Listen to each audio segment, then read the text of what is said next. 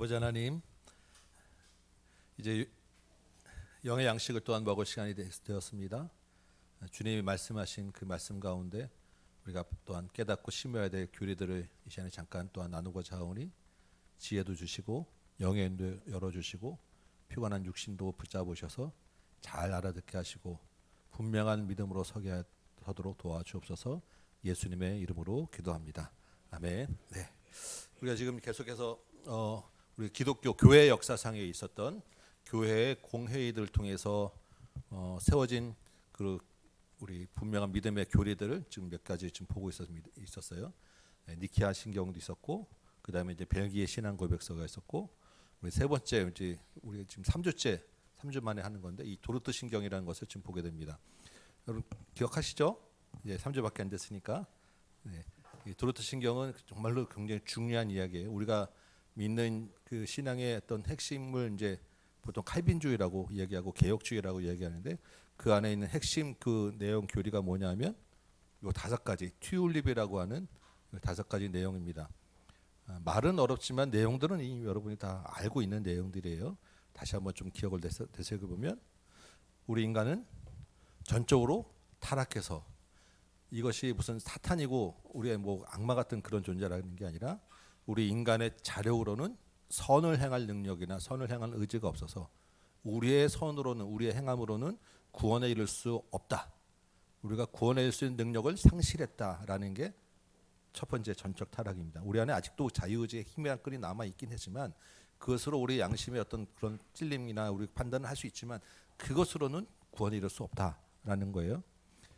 그래서 하나님이 우리를 택하셨는데 우리를 구원하셨는데 그것은 우리의 어떤 자격이나 조건이 아니라 하나님의 전적 은혜에 의한 무조건적인 선택으로 우리를 구원하셨다라는 것이고 그 무조건적인 선택이 예수 그리스도를 통한 구속으로 나타나셨는데 그 예수 그리스도를 통해서 어떤 구속은 그 보혈의 능력은 온 모든 인류를 다 구원하기에 충분한 그런 능력이지만 그 가운데서 하나님이 택한 자들이 있어서 그 택한 자들에게 그 구속의 은혜가 미친다라는 제한적인 구속이 또한 우리의 은혜가 있고 그 교리고 그래서 이 하나님이 예수 그리스도 통한 이 구원의 은혜를 우리에게 성령을 통해서 주어줄 때 우리는 그것을 우리가 안 받겠다고 나 그 필요 없어 이렇게 저항할 수 없는 하나님의 강력한 은혜로 주어졌다라는 것이고 마지막으로는 그래서 이 하나님의 구속의 은혜 예수 그리스도 통한 십자가의 보혈의 능력은 우리를 끝까지 책임지신다. 이것이 중간에 변화되거나 떨어지지 않는다라는 것이 기본적인 우리의 핵심 믿음의 그런 교리입니다. 그런데 이러한 그 교리가 도르트에서 열렸던 그 공회에 의해서 결정됐는데 그 이런 이야기가 나오게 된 배경에 알미니안이라고 하는 알미니우스라고 하는 사람의 그 추종자들이 이 교회에 5가지의 질문을 던져서 거기에 대한 반박으로 나왔다라고 말씀드렸어요. 그래서 알미니안 5대 교리와 우리가 얘기하는 그것을 비교해 보면 이 사람들의 주장은 인간의 자유의지가 살아있다. 우리는 충분하다. 인간이 전적으로 타락한 게 아니다라는 그런 반박을 처음에 그 질문을 던졌고 두 번째는 그래서 인간의 믿음을 보고 인간의 믿음이라고 하는 조건을 보고 선택을 한 것이 무조건적이 아니다라는 얘기를 했었고 그래서 예수 그리스도의 십자가의 보혈은 그냥 예수님은 그러한 그 본보기로 그냥 십자가에 돌아가신 거고 구원은 모든 사람들이 다 자기 믿음으로 다 구원받을 수 있다라는 이야기를 했고 그래서 인간이 그런 하나님의 은혜와 그 우리의 구원에 관련된 것은 인간의 선택과 책임이지 내가 불신자들은 인간이 그거 안 받겠다라고 하나님을 떠난 저항하는 것이고 믿는 자들은 인간의 능력으로 자기 힘으로 구원에 이른다라는 이야기를 하는 것이고 그래서 한 번 구원받았다고 끝이 아니라 그 은혜는 언제든지 떨어질 수 있다. 왜냐하면 사람 손에 있기 때문에 사람이 하는 일은 하다가 은혜가 이게 중단될 수도 있고 그래서 구원이라는 게 결정된 게 아니다라는 이야기를 하는 거예요. 여기에 대한 그 교회가 모여서 성경의 근거에서 공식적으로 오랜 시간 다 논의해서 반박으로 결정된 게 우리 믿는 이 튤립이었다. 그래서 이 우리의 믿는 그 핵심은 뭐냐면 구원이 인간의 공로와 책임이 아니라 하나님의 주권적인 은혜다라는 이야기를 우리가 같이 나눴었습니다. 이게 마지막 빨간 글씨가 정말 가장 핵심이에요. 우리 매배마다 매 설교마다 이야기를 하죠. 우리가 특별히 우리가 지난주와 이번 주에는 십자가와 부활에 대한 말씀을 자세히 좀 봤었는데 그 어디에도 인간에 대한 조건이나 자격과 우리의 힘으로가 안 들어가요. 전적으로 하나님의 은혜와 예수 그리스도의 십자가의 사랑과 그 보혈의 능력으로 우리가 구원을 얻고 부활을 입게 되었다라는 것이 우리가 믿는 가장 중요한 교리입니다. 요 교리들을 이제 5가지 이제 그 각각에 맞춰서 쭉 이제 설명을 해서 지난 이제 시간에 몇 가지 앞에 초기에 몇 가지만 우리가 읽어봤어요. 그 1장에 처음 1장에 대한 것은 하나님의 선택과 유기라는 것은 내버려둠이에요. 그래서 가장 이 전체 제일 중요한 첫 번째 전제상이 뭐냐면 요거였어요. 모든 인류는 하나님 앞에서 죄를 지었다.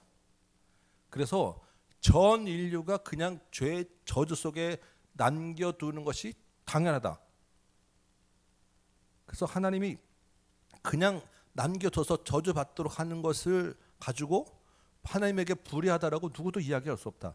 그것이 이게 전제가 된 다음에 여기에 의해서 그 다음 교리도 쭉 나오는 거예요.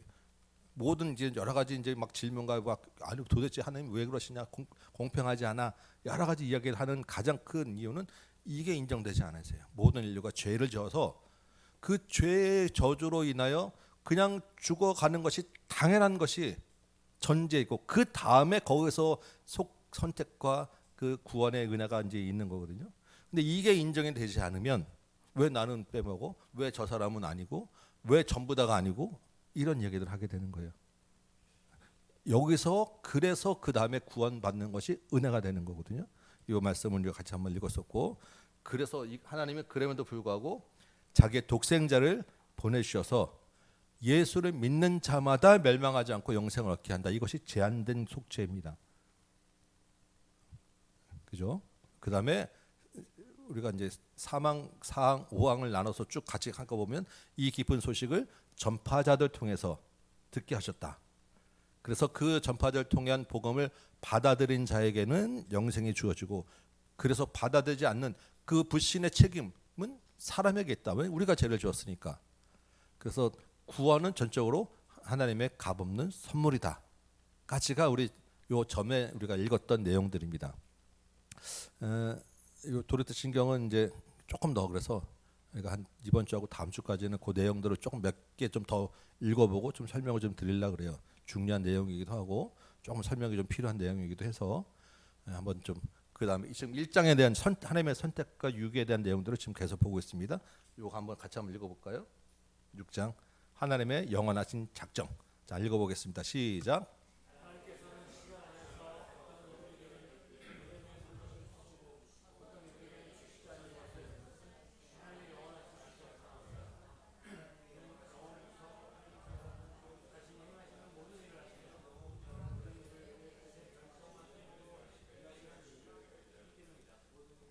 네, 이런 용어들이나 이 문장들이 한글은 한글이지만 머리에 쏙 금방 잘 들어오진 않으시죠? 예, 신학적인 그 문장이고 이제 용어이기 때문에 그런데 이렇게 하나님이 은혜로 값없는 선물을 주시고자 하는 것을 우리의 용어로는 작정하셨다라고 해요. 하나님이 뜻을 세우셨다라는 거예요. 누구누구를 구원하시겠다. 타락한 인류를 그냥 두지 않겠다. 라는 하나님의 머릿속에 계획의 마음에 그 뜻을 세우고 결정을 하셨다. 이거를 작정이라고 해요. 그래서 하나님이 어떤 이들에게는 믿음을 선물로 주시고 어떤 이들에게는 주시지 않는데 주시지 않는 게 너는 아까 처음에 전제가 뭐였어요? 원래는 모든 사람에게 그런 기회가 없는 거예요. 그냥 죽도록 내버려 두는 건데 그 중에서 어떤 사람들에게는 그래도 믿음이라는 것을 선물로 주셔서 구원하게 하시기로 마음 먹으셨다.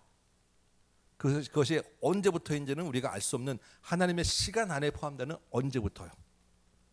그 이야기를 성경의 사도행전과 에베소서에 있는 말씀을 가지고 이야기합니다. 이것을 조금 다 그 뒤에 거 보완으로 한번 같이 읽어보겠습니다. 시작.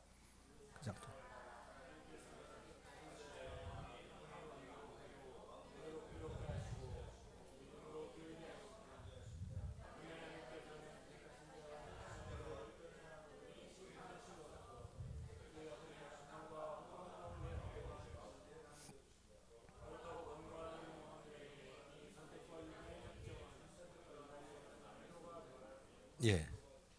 하나님의 작정을 가만히 보니까 그럼 참 작정이 어떻게 나타나느냐 보니까 저 사람은 정말로 너무너무 정말 이루 말할 수 없는 악당이고 악하고 완고한 사람인데 어느 순간에 보니까 저 사람이 마음이 부드러워지고 어느 순간 보니까 저 사람에서 회개라는 입이 나오고 예수라는 말이 나오고 갑자기 사람이 달라지는 것을 보게 되는 거예요. 와, 사람이 저렇게 될 수도 있구나라는 것을 보게 되는데 그게 어떤 일이냐 하면 하나님의 작정하심을 따라서 그 완고한 마음을 부드럽게 해주신다는 거예요. 자, 여러분 그런 사람 머리에 누가 떠오르는 사람 있습니까? 네, 네. 이게 아니고 이거죠, 이거로. 네. 이게 뭔지 아니겠어요, 여러분? 저는 이게 딱 보면서 어떤 누가가 아니라 여러분 예수님 그 생각해 보세요. 여러분의 지난주에도 말씀 어떻게 예수 믿게 되었어요? 예수 믿기 전에 어떤 사람이었어요? 여러분 생각해도 고집 센 사람 아니에요? 여러분 생각해도 교만한 사람 아니에요? 근데 어느 순간에 보니까 내가 그렇게 여러분이 막 애써서 막 그러려고 하는 게 아닌데 어느 순간에 보니까 교회에 나와 있고 여전히 그래도 고집은 세지만 그래도 이전보다 좀 다른 이게 마음에 양심의 찔림도 있게 되고 죄에 대해서도 두려움이 있게 되고 다른 마음들과 사람을 생각하면서 다른 사람 대하는 느낌도 달라지고 뭔가 달라지는 것들이 있더라 보니까 이게 하나님이 이 작정하셔서 그 마음을 구원해 내시기 때문에 있구나. 이게 정말로 값없이 주어지는 선물이구나라는 걸 알게 돼요. 근데 어떤 사람들을 보니까 그렇지 않아요. 우리 전도하고 또 초청하지만 아무리 가서 초청하고 아무리 가서 얘기해도 됐다라고 문 딱 닫고 차갑게 우리를 거절하는 사람이 있고 또 그러면서 그 하는 행위들은 날로 참 악해지고 날로 교만해지고 고집스러워지는 사람들을 우리가 보게 됩니다. 그러면 그 사람들은 뭐냐 이거죠. 그 사람들은 그게 원래 당연한 인간의 모습인 거예요. 우리도 그냥 그렇게 되어져야 되는 거예요. 그게 표현대로 남겨두신다라고 하는 이야기예요. 우리 다 그렇게 그냥 자연스럽게 고집세고 악한 길로 그냥 가야 되는 모든 게 그냥 정상인데 일반적인 당연한 이야기인데 그 가운데서 은혜로 택해서 부드럽게 하시는 마음들이 있는 사람들을 보게 되는 것이고 그래서 하나님이 이것을 작정이라고 하시는구나. 이 사람들을 하나님의 택한 자로 택자로 부르셨구나. 나를 보니까 그 은혜가 그게 정말로 그렇구나라는 것을 알게 되니까 이 하나님의 지금 우리가 얘기하는 선택과 예정이라고 하는 그 말씀을 들으니까 이것이 뭐가 되냐면 말할 수 없는 위로가 되더라라는 거예요. 이 교리는 그래서 내가 택한 자인가라는 두려움 또는 왜라고 하는 그런 질문이나 의문이나 이런 게 아니라 알고 나면 알수록 위로가 되는, 알면 알수록 감사하게 되고 알면 알수록 안심이 되는 게 이 교리예요. 근데 이걸 가지고 막 들이대가지고 불안하게 하고 경고하고 하는 것은 잘못된 이야기다. 그리고 이걸 가지고 파고들어서 하나님이 공의로우냐 어쩌냐라고 따지는 것은 잘못된 이야기다. 그러라고 주어진 게 아니라 안심하고 위로받으며 신앙생활을 하라고 주어진 교리가 이거예요. 우리 큰 오해를 할 수 있는 부분입니다. 근데 그 시작이 뭐가 되냐면 첫 번째 전제가 이해되지 않고 받아들이지 않아서 생긴 문제인 거예요. 자, 그러면 자, 요거 누가 한번 읽어 주실래요? 네. 우리 옆 이렇게 하시면 네.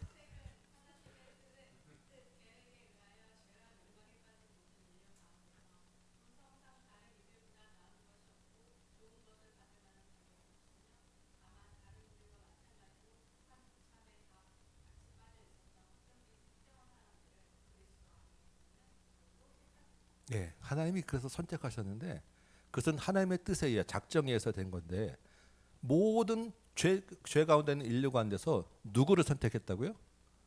다른 사람보다 나은 것이 없는 사람, 좋은 것을 받을 만한 자격이 없는 사람, 다른 이들과 마찬가지로 비참함에 빠져있던 특정한 사람들, 그런 사람들을 구속하셨다라는 거예요. 만약에 하나님이 그러지 않으셨다라고 하면 내지는 이런 하나님의 선택이 아니라 인간의 힘으로 구원을 받아야 된다라고 한다고 하면 누가 구원받겠습니까? 그럼 이 정도는 돼야 구원받는다라고 하면 이 정도는 돼야 된다는 그 기준이 저 밑에 낮겠어요? 높겠어요? 당연히 엄청 높은 기준을 내세우게 될 것이고 이 정도는 돼야 되라고 하는 아주 소수의 엘리트 기준을 내세우며 그걸 바라보면서 나머지 모두 다 절망하거나 어떻게든 거기에 가려고 아둥바둥 되거나 그래야 됐을 거예요. 그래서 나온 집단이 바리새인들 아니에요? 우리 성경이. 그래서 어떻게든 그것을 완벽하게 하려고 나 이 정도는 돼야 되라고 고개 들고 다니던 사람들의 집단들. 근데 거기에는 하나님이 그런 사람들이 아니라는 거예요. 그거 말고 왜냐하면 선물이니까 은혜니까 정말로 자격 없고 조건 없고 자격 없고 조건 없다 그래서 그 사람들이 빚 정말로 낮은 게 있냐? 아니 그냥 우리 전부 다 똑같아. 우리가 그런 사람이라는 거예요. 그런 가운데 있는 사람들을 그리스도 안에 있는 구속으로 우리를 택하셔서 부를 주셨다. 그래서 이게 은혜고 그런 은혜를 알면 알수록 위로가 되고 감사가 된다. 그래서 자, 구항은 이제 요거는 그냥 제목만 제가 설명드리고 가요. 하나님의 그 구원은 미리 하신 믿음, 미리 하신 믿음이 그 알미니안의 주의라 그랬죠. 하나님이 그 알미니안의 이제 그 질문 가운데 모든 걸 아시니까 그 사람들 얘기해요. 나중에 믿을 사람을 아셔서 그 믿을 사람의 그 믿음을 보고 구원하시는 거 아니냐? 라고 하면 그 믿을 사람이라고 하는 그 자기의 인간의 믿음을 근거로 구원한 거 아니냐라고 주장했는데 그거 아니다라는 것이고 전적으로 그 하나님의 기쁨으로 하나님이 나를 구원해 주신 것은 하나님이 나를 기뻐해 주셔서 그것을 하나님의 뜻에 따라서 선택한 것이고 그래서 그 하나님의 선택은 하나님 손에서 결정한 거니까 변하지 않는다라는 거예요. 저는 이 마지막 이게 정말 너무너무 감사해요. 정말로 우리가 우리 믿음에 따라서 우리의 구원으로 나에게 그런 구원의 선택권이 있다라고 하면 결정권이 주어진다라고 하면 얼마나 내가 불안합니까? 우리가 스스로를 잘 알잖아요. 우리는 하루에도 몇 번씩 좋았다 나빴다 하는 그러면 하루에도 수십 번씩 구원에 갔다가 타락했다가 이걸 반복하면서 살아야 되는데 그러다가 그거 끝까지 내가 그걸 책임지고 갈 수 있겠어요? 안 된다고요. 근데 그것은 전적으로 하나님 손에 있기 때문에 이 구원이 변하지 않는다라는 것이 우리에게 얼마나 큰 힘이 되고 위로가 되는지 모르겠어요. 그 다음에 그래서 그러면 하나님이 정말로 이렇게 낮은 자리에 있는 우리를 특별히 은혜로 구원해 주셨다라고 하는데 그럼 나는 구원받은 사람이라는 것을 내가 어떻게 알고 있을까? 나는 구원받은 사람 맞나? 하나님 택한 사람 맞나? 이걸 내가 어떻게 확신할 수 있을까? 이게 우리 궁금하잖아요, 사실은. 우리 구원의 확신이 있으세요? 어떻게? 무슨 근거로? 여러분 확신한다고 하니까 어떤 확신이 있으세요? 우리 장 집사님, 우리 두 장 집사님인데 여러분의 하나님의 선택을 어떻게 확신하십니까?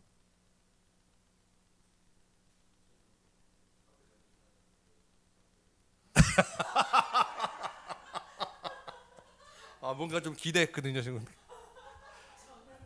이야. 그럼 앞에 장 집사님만 구원받는 걸로 할까요, 그럼? 그래서 이게 사실 제가 궁금하고 이게 사실 할 말이 많은 부분이 될 수 있어요. 이거 한번 읽어보도록 하겠습니다. 우리 한번 같이 한번 읽어볼까요? 시작.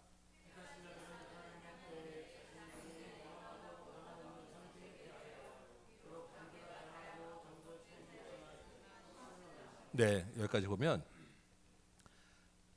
우리가 하나님의 택한 자라고 하면 언제라고 딱 정해지고 이런 기준이 된다라고는 없지만 각자에 따라서 다양하고 각자에 따라서 여러 가지 단계에 따라 때를 따라서 반드시 그 마음에 확신이 들게 된다라는 거, 확신을 주신다라는 거예요. 근데 그 확신이 어떻게 되냐면 어떻게 그 이 선택의 확신을 계속 볼까? 시작.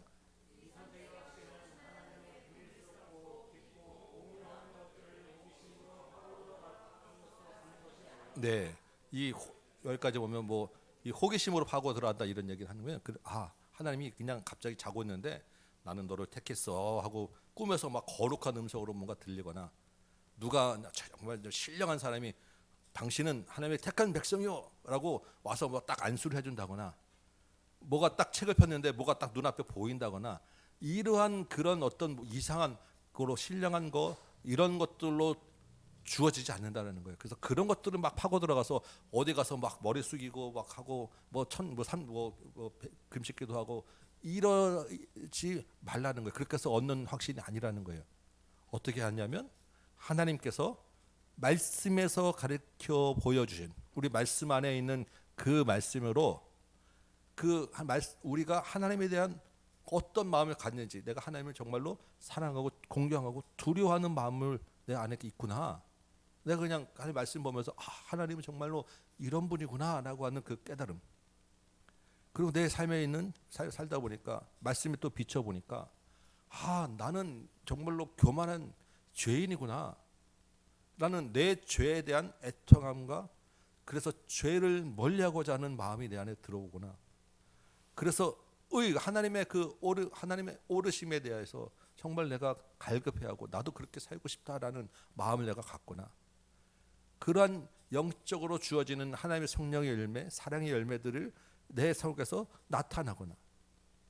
그래서 정말 나는 그리스도의 자녀로서 그 하나님의 그 구원의 은혜에 있는 것이 즐거워지고 예배의 자리에 나오는 것이 기쁘고 기도의 자리에 나오는 것이 기쁘고 그러한 삶 마음의 어떤 여러 가지 그 경험과 느낌과 이 마음의 생각들을 보면서 내 안에 구원의 확신이 있구나라고 나를 구원받은 사람이구나라고 알게 해주신다라는 거예요.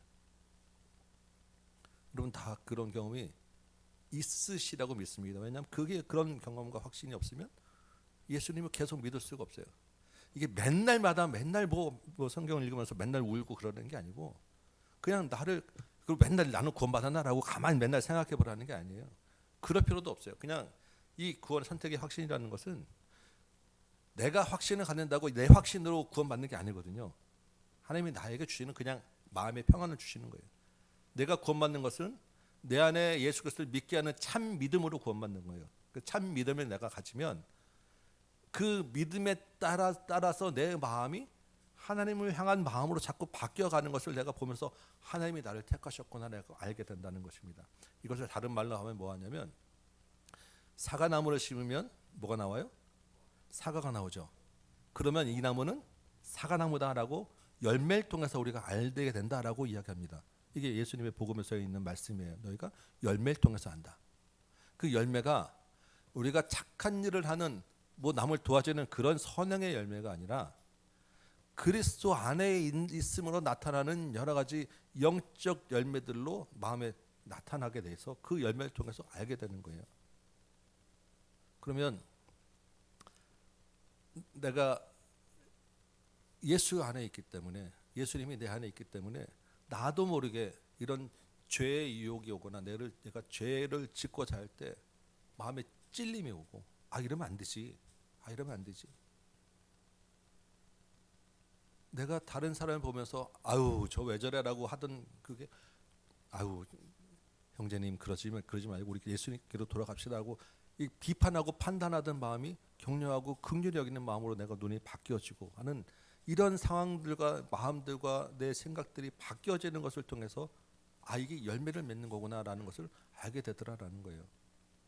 그러니까 예수님의 은혜가 우리에게 임하면 그 은혜로 내가 선행을 하고 그 선행을 근거로 구원받는 게 아니라 예수님의 은혜가 내게 임하면 나도 모르게 내가 그냥 선행을 하고 있음에도 내가 선행을 내가 자랑하거나 그 선행으로 다른 사람 보면서 저런 사람은 도대체 예수 믿는 사람이 왜 저래라고 하는 말을 하지 않게 된다는 거예요. 그래서 우리는 이 믿음이라고 하는 것을 얘기할 때 열매를 보고 안다라고 하면 우리는 열매를 맺어야지 좋은 예수의 이 구원의 열매를 맺어야라고 하고 열매에 관심을 갖게 되는데 열매에 관심을 갖게 되면 그것은 선행으로 구원받는 율법주의로 빠지게 돼요. 우리는 가지라고 하잖아요. 가지는 그럼 뭐에 관심을 가져야 되냐면 가지는 나무에 붙어 있는가에 관심을 가져야 돼요. 그 나무에 붙어 있으면 열매는 저절로 맺게 돼 있어요. 근데 가지가 열매 맺어야지라고 하면 나무에서 떨어지고 열매가 없어요.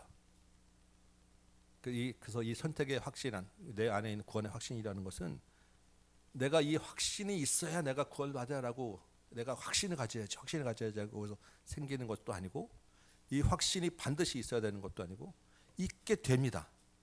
깨달아지게 되는 거예요.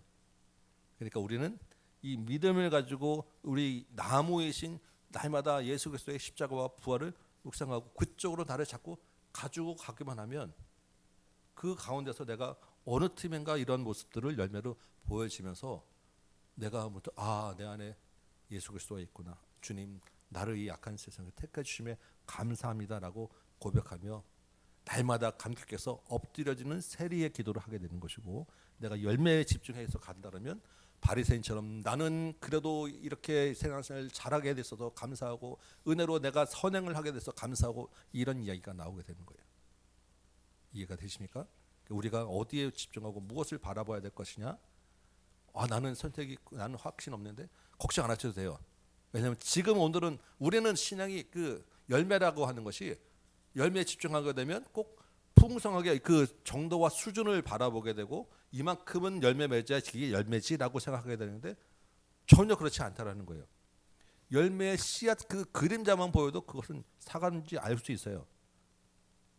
아직 풍성하게 열리지 않아도 조그만 뭐라도 하나 부딪히면 이게 사과인지 포도인지 알 수 있습니다. 그래서 지금 내 수준을 보고 나는 아직 멀었어, 나는 아직 아니야라고 생각하실 필요가 없어요. 왜냐하면 우리 인간은 여전히 부족해요. 그 나만 보면 내가 언제나 우리는 자기 자신을 잘 알고 또 조금 더 낮춰보는 경향도 있기 때문에 불안할 수밖에 없고 정말로 선택받을 사람이 맞나? 뭐 이렇게 우리는 그러면 어떻게 해야 되지?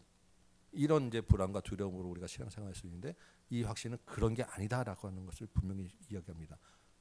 비록 단계가 다양하고 차이가 있지만 예수 그리스도의 그 나무에 붙어 있다 보면 그런 확신을 가지게 된다. 우리에게 주신다라는 것을 기억하시고 이 선택에 대해서 하나님의 그 구원에 대해서 날마다 위로를 얻고 감사와 기쁨으로 신앙생활 하시면 돼요. 중요한 것은 내가 예수 그리스도에 붙어 있는 믿음이 있느냐. 요거를 더 여러분 생각하시면 됩니다. 그래서 1장 마지막 이제 이 선택과 그 구원에 대한 이야기를 마무리하는 이제 조항입니다. 이거 한번 같이 한번 읽어봅시다. 시작.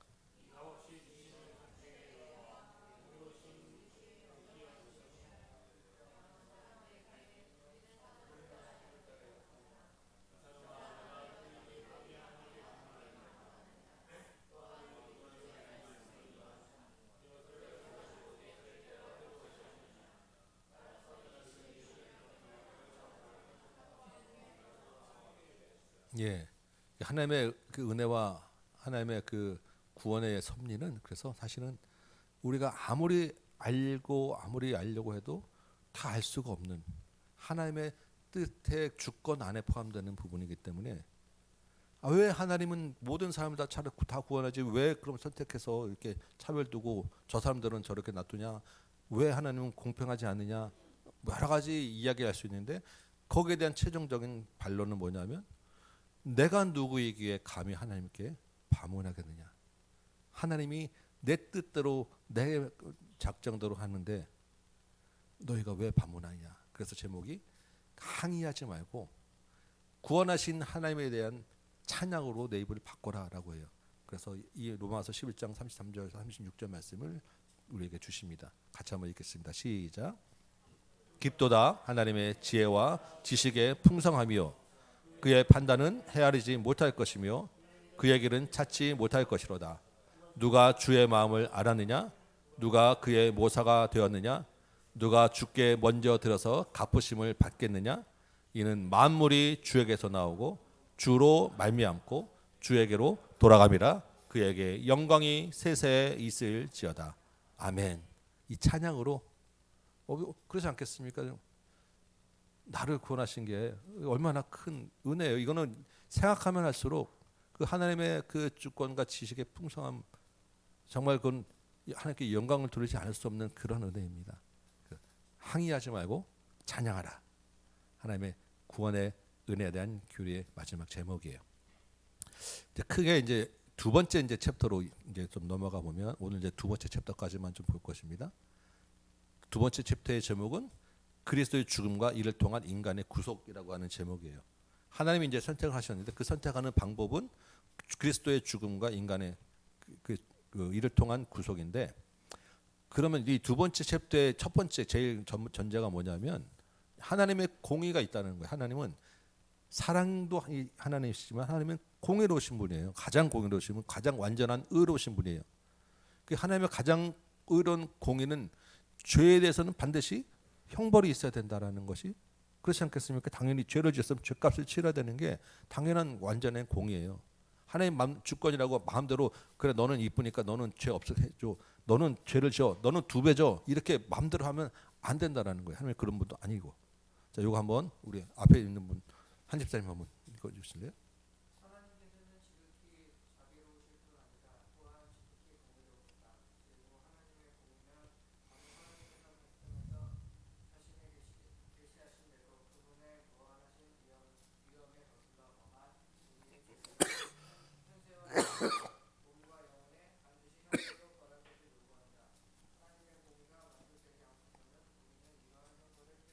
네, 하나님은 전적으로 모든 것을 마음대로 하실 수 있는 하나님의 주권에 있는 분이잖아요. 그러면 우리가 이제 흔히 혹시 이제 이런 질문을 할 수 있어요. 아니 그러면 하나님 마음대로 좀 사면을 다 해주면 되잖아요. 하나님 모든 것을 다 할 수 있는데 왜 꼭 예수님을 자기 아들을 보내가지고 저렇게 십자가에 죽게 하고 꼭 그런 방법을 해야 돼? 하나님이 그럼 택한 사람 좋다 이거지. 그럼 택한 사람은 이제부터 너는 죄 없어라고 하면 되는 거 아니야? 그러면 끝나는데 간단한데 왜 이런 일을 했냐라고 물어볼 수 있는 거 아니겠어요? 그리고 아니 그러면 그럴 거면 그냥 전부 다 죄 없이 죄 없다 하고 그냥 다시 다 그냥 하면은 간편하고 얼마나 좋냐라고도 질문할 수 있는 부분이에요. 근데 그렇지 않다라는 것입니다. 공의라고 하는 것은 하나님이 아무리 주권 좀 아까 설명드렸지만 마음대로 이제부터 너는 죄 없어라고 그렇게 죄를 사면할 수 있는 게 아니라는 거예요. 그래야 하나님이 공의로우신 분이라는 것입니다.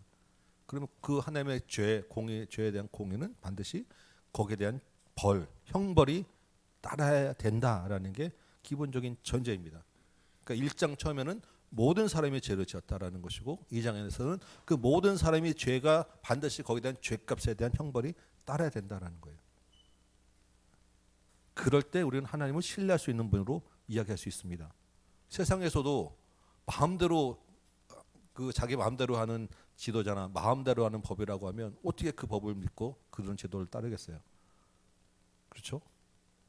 그러면 이러한 그 하나님의 공의가 요구하는 형벌을 당연한 게 하나님의 공의로 그 벌을 채워하고 만족시켜야 한다고 하면 그 형벌을 누가 받느냐? 죄를 지은 사람이 받아야 되니까 거기 따른 인간인 당연히 그런 죄의 저주를 받을 수밖에 없는데 그 하나님이 그리스도를 통해서 이 하나님의 그 공의에 대한 형벌을 만족시키셨다라는 거예요.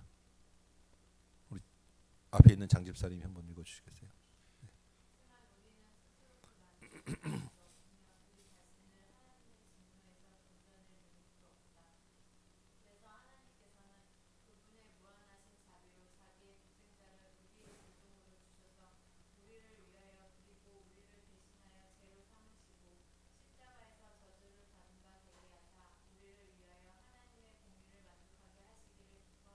네, 우리 지난주에 우리가 봤던 십자가입니다.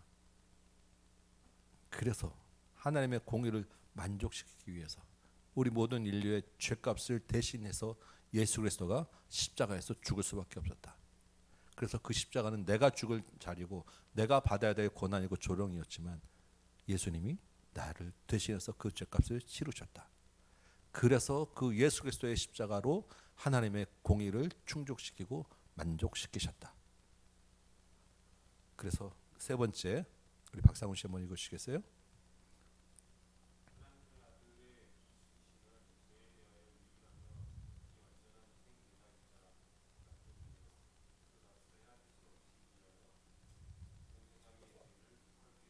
네, 하나님의 아들의 죽으심은 이 죄를 해결할 수 있는 유일한 방법이었어요. 그리고 완전한 희생 제사였어요. 그래서 그 십자가의 피값은 이루 헤아릴 수 없는, 우리가 측량할 수 없는 그런 가장 귀한 은혜이고 우리 모든 인류의 죄를 속하기에 충분했어요. 왜냐하면 하나님이 직접 자기가 그 모든 죄를 대신했으니까.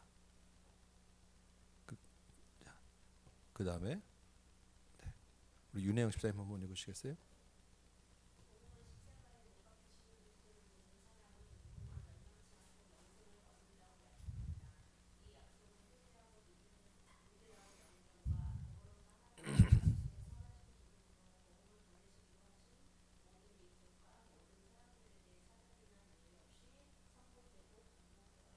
네, 그래서 이 십자가의 복음은 그리스도를 믿는 사람은 누구나 신분이나 지위나 민족이나 높고 낮음 관계없이 영생이 허락된다라고 하는 것. 이게 공의로운 거 아니겠어요, 그죠? 어떤 조건이나 인간의 자격이 들어가면 안 되는 거잖아요. 그래서 하나님이 예수 그리스도를 통한 구원으로 우리에게 은혜를 주셨고 구원의 문을 열어주시고 이 예수를 믿는 자라고 하는 오직 한 가지만 보시고 모든 사람에게 영생을 허락해 주셨다. 그래서 이 약속은 회개하고 믿으라는 명령. 주 예수를 믿으라. 그리하면 너와 내 집이 구원 얻으리라. 이게 사도행전 16장 31절이잖아요. 예수를 믿고 회개하면 회개라는 것은 이제부터 나는 내 마음대로 사는 것이 아니라 예수 그리스도를 주님으로 내가 믿고 살겠습니다라고 하는 그런 결단 안에서 하나님이 기쁜 마음으로 그를 구원해 주셨는데 이 구원의 소식은 모든 민족에게 모든 사람들에게 차별 없이 예외 없이 선포되고 공포되어야 합니다. 그러니까 우리가 태국에도 가는 것이고 일본에도 가야 되는 것이고 또 다른 사람들은 아프리카도 가야 되고 우리나라에서도 오제도 가고 옆 사람한테도 가고 놀이터에도 가고 다 전해야 되는 거예요. 마태복음 28장 19절 뭡니까? 너희 가서 모든 족속 모든 민족으로 제자를 삼으라라고 하는 말씀이잖아요. 한 가지 이제 우리가 질문을 또 할 수가 있을 거예요. 아니 하나님은 모든 사람이 죄를 지었지만 우리가 앞에 봤던 교리는 제한된 구속, 선택적으로 구원하신다고 하면서 그러면 선택하시고 작정하신 사람한테만 복음을 전하면 되지 왜 모든 사람한테 가서 다 복음을 전하라고 무차별하게 이렇게 구원은 모든 사람 안 해준다고 하면서 라고 하는 질문을 할 수도 있습니다. 우리 중에서는 그런 분 아니라고 생각할 수 있지만 그냥 또 가만히 생각해보면 그럴 수도 있지 않겠습니까? 왜 그렇겠습니까? 강주 집사님 수업을 집중해서 맛도 잘 들으셔가지고 그냥 왜 굳이 모든 민족에게 모든 사람에게 차별 없이 선포되고 공포되어져야 합니까? 다 권해 주실 것도 아니면서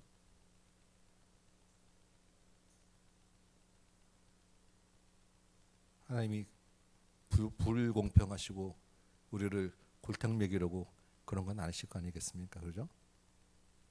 그러면 우리는 생각해야 될 게 하나님의 선택과 하나님의 그 뜻 작정은 분명히 하나님께 속한 것이지만 하나님의 선택과 작정이 모든 사람에게 이 자리 우리에게서 다 나타나지 않아요.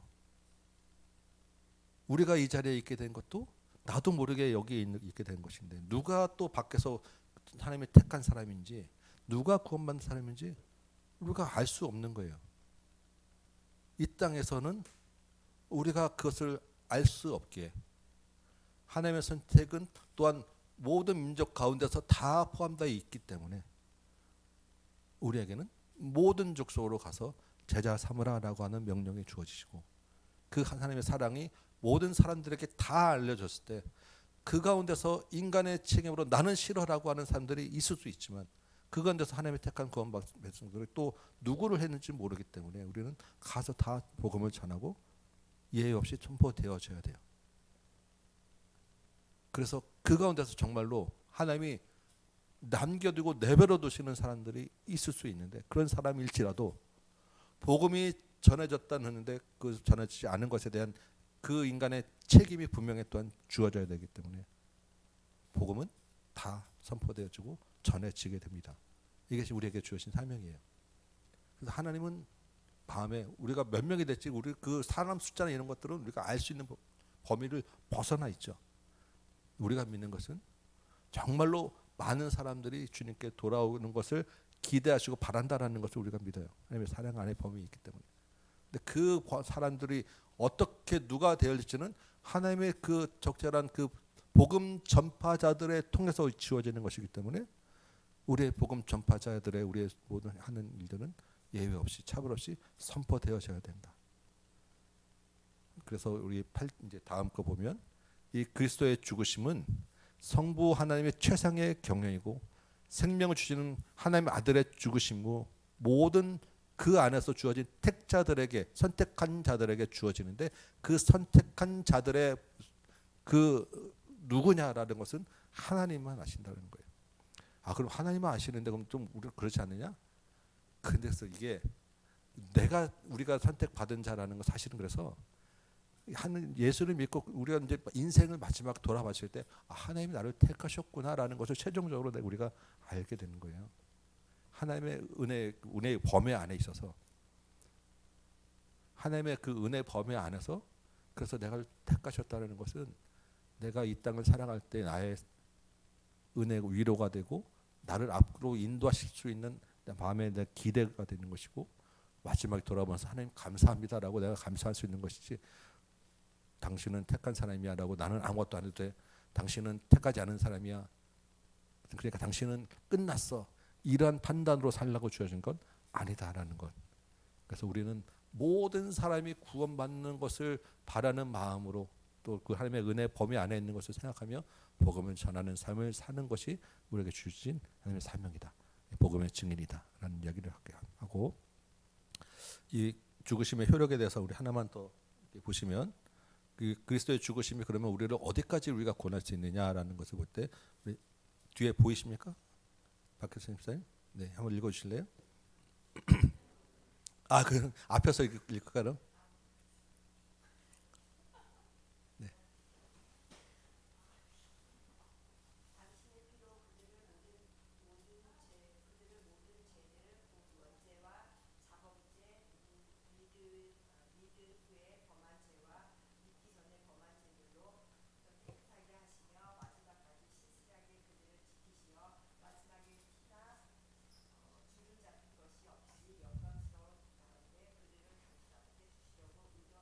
네, 그리스도의 죽으심은 그래서 우리의 모든 죄를 다 해결하실 수 있는 분이다. 우리가 믿기 전에 지은 죄, 믿은 후에 지은 죄, 우리의 그 원죄부터 우리 스스로 지은 죄, 모든 어떠한 것까지 마지막까지 정말 티 하나 주름 잡힌 것 하나 없도록 깨끗하게 우리를 인도해 가신다. 그래서 하나님 앞에 설 수 있는 은혜의 선물이 된다라는 이야기를 여기서 하고 있습니다. 이제 마지막 이제 2장에서 하나 요까지만 읽고 오늘 마칠게요. 우리 장 집사님 한번 뒤에 장 집사님. 네. 네. 네. 우리 앞에서 읽으실 때는 강조 집사님 한번 읽으실래요? 네. 예.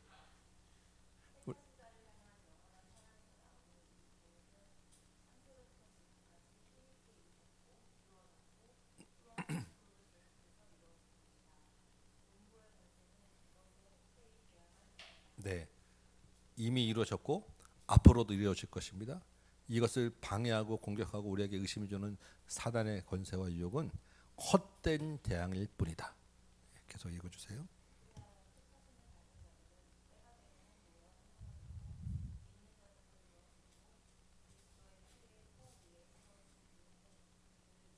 네, 그래서 택하심을 받은 자들이 지금 이 땅에도 보이는 교회로 지금 모입니다. 근데 이 보이는 교회가 장차 보이지 않는 영원한 하나의 교회로 지금은 교회가 엄청나게 많잖아요. 근데 이 엄청나게 많은 교회들은 다 보이지 않는 영원한 하늘나라의 교회의 모형으로 우리가 지금 있는데 이제 나중에는 장차 이것이 다 통합돼서 그리스도 안에서 하나가 되는 교회가 될 것이다. 계속해서 네.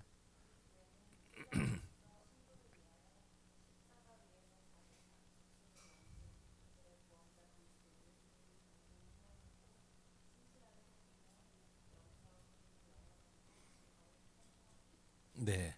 지금 그래서 이 보이는 교회는 좀 아직은 부족하지만 그래도 이 교회가 그리스도의 터 위에 세워져서 영원히 사랑하고 신실할 거에 서로 섬기는 것을 훈련하고 연습하며 사는 것이니까 여러분 우리 안에 좀 부족하더라도 서로를 또한 용납해 주시고 그럼에도 불구하고 사랑하시는 주님의 사랑으로 여러분 서로 사랑하는 것을 연습하시고 서로 섬기는 것을 훈련하시다가 영원한 보이지 않는 교회에서 정말로 영원히 주님과 함께 즐거이 찬송하며 사는 여러분 되시기 바랍니다.